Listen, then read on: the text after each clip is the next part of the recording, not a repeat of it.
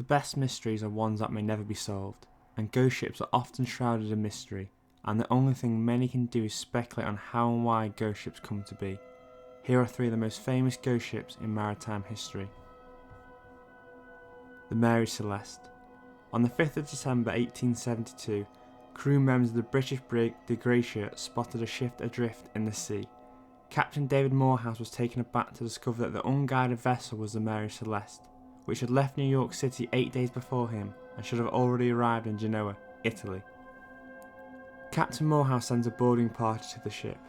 What was discovered was not typical for a boat that had 10 crew missing. The ship's carts had been thrown about and the crew's belongings were still in their quarters. The only lifeboat had gone missing and 2 of the vessel's pumps had been disassembled. Water was sloshing about in the bottom of the ship, but the cargo of the 1,700 barrels of alcohol was still intact. The findings of Morehouse's crew led to one of the biggest mysteries in maritime history, and sparked debate about what happened to the 10 crew of the Mary Celeste. Over time, the lack of hard evidence only spurred speculation. Theories included pirates, mutiny, and sea monsters. Speculation concerning sea monsters was easy to dismiss. The ship's condition seemed to rule out pirates. One theory bandied about in the 19th century held that crew members drank the alcohol on board and mutinied. After interviewing crewmen's descendants, historians deemed that scenario unlikely. Another theory assumed that alcohol vapours expanded in the heat and blew off the main hatch, prompting those on board to fear an imminent explosion. One of the most plausible theories is based on the fact that the Mary Celeste had carried coal on a previous voyage, and that the ship had recently been extensively refitted. Coal dust and construction debris could have fouled the ship's pumps, which would explain the disassembled pump found on the Mary Celeste. With the pump inoperative, the captain would not have known how much seawater was in his ship's hull, which was too fully packed for him to measure visually. After having come through rough weather, having finally and belatedly sighted land and having no way of determining whether his ship would sink, he might well have issued an order to abandon ship. The Caz-2. The Caz-2, dubbed the Ghost Yacht, is a 9.8 metre catamaran which was found drifting 88 nautical miles off the northern eastern coast of Australia on the 20th of April 2007. The exact fate of its 3-man crew remains unknown, but that doesn't stop the theories of how they disappeared mounting up. The mysterious circumstances have been compared to that of the Mary Celeste. Caz-2 departed from the Airline Beach in Queensland, Australia on the 15th of April 2007 with 3 men aboard. The group consisted of 56-year-old Derek Batten, the owner and skipper of the boat, and his best mates, brothers 69-year-old Peter and 63-year-old James Tunstead.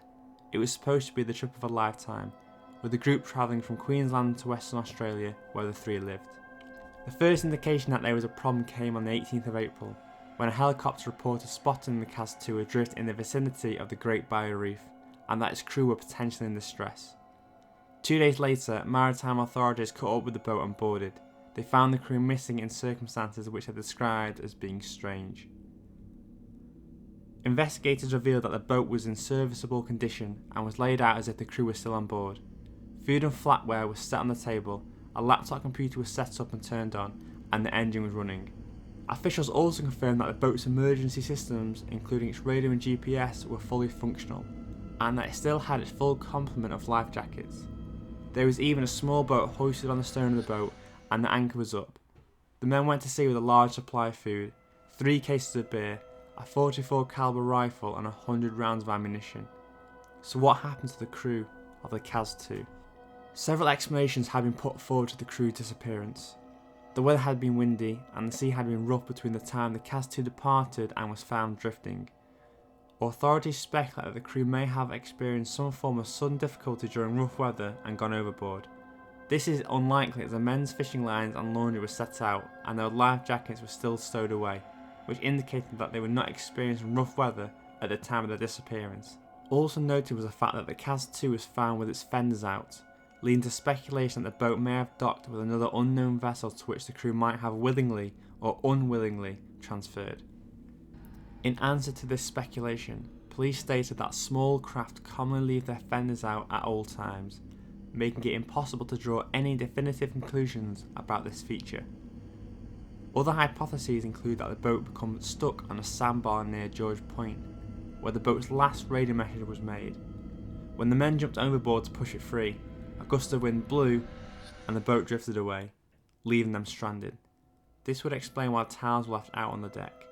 Coroner Michael Barnes said evidence put before him during a 4-day inquest led him to conclude that an unfortunate series of events befell the trio, who were all relatively inexperienced sailors, only a few hours after they set sail.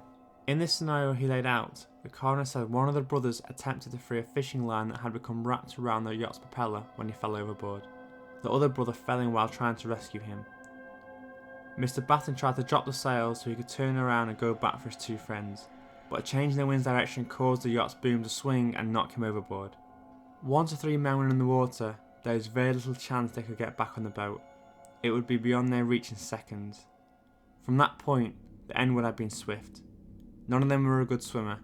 The seas were choppy, and they would quickly become exhausted and sunk beneath the waves.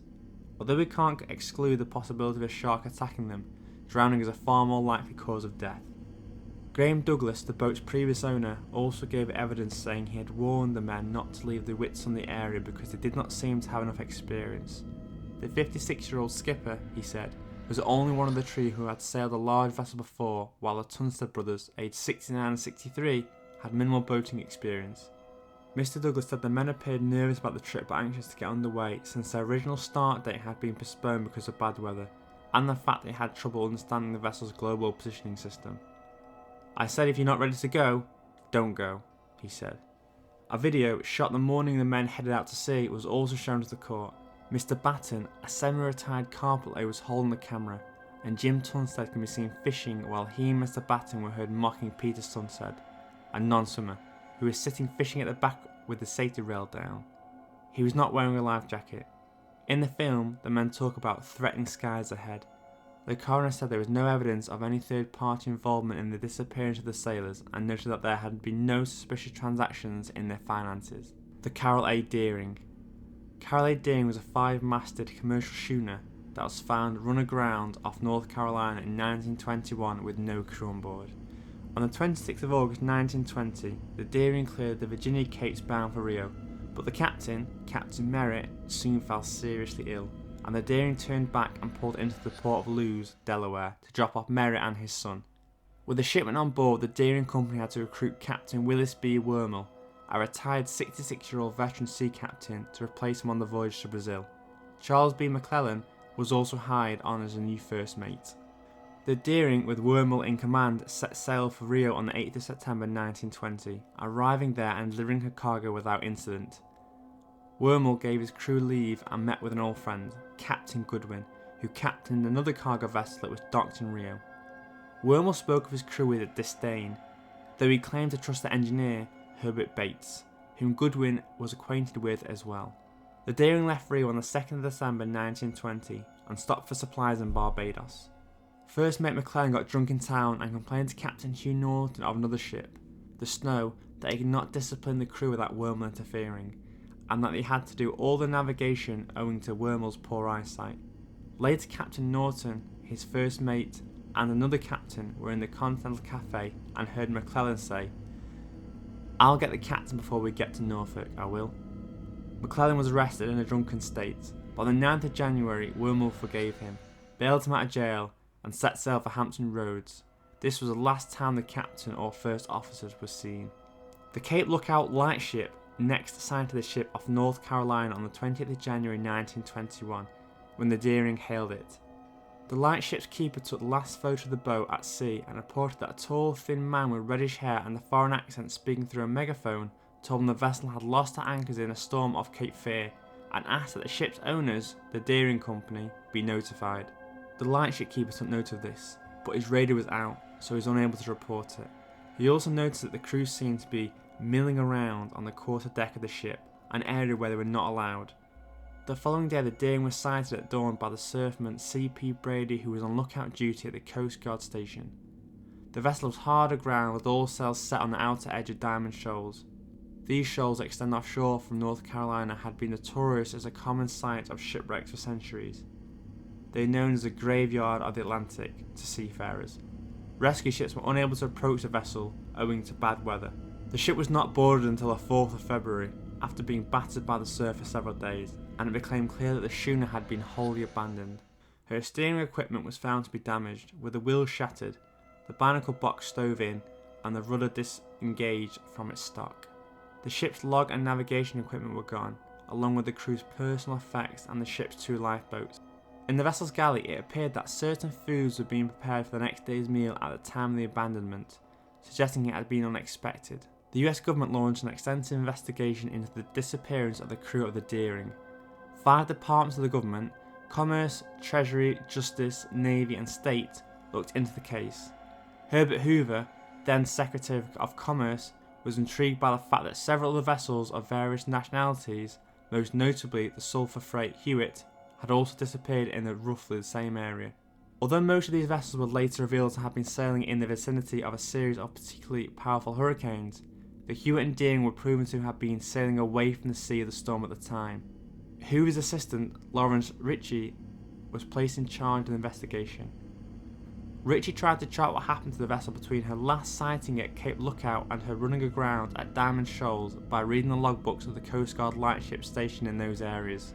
The investigation went nowhere for a year, and once an Italian inquiry into another sinking found that there was strong hurricane activity in the area, it was widely accepted that the crew had likely mutinied rather than enter these storms as other ships had.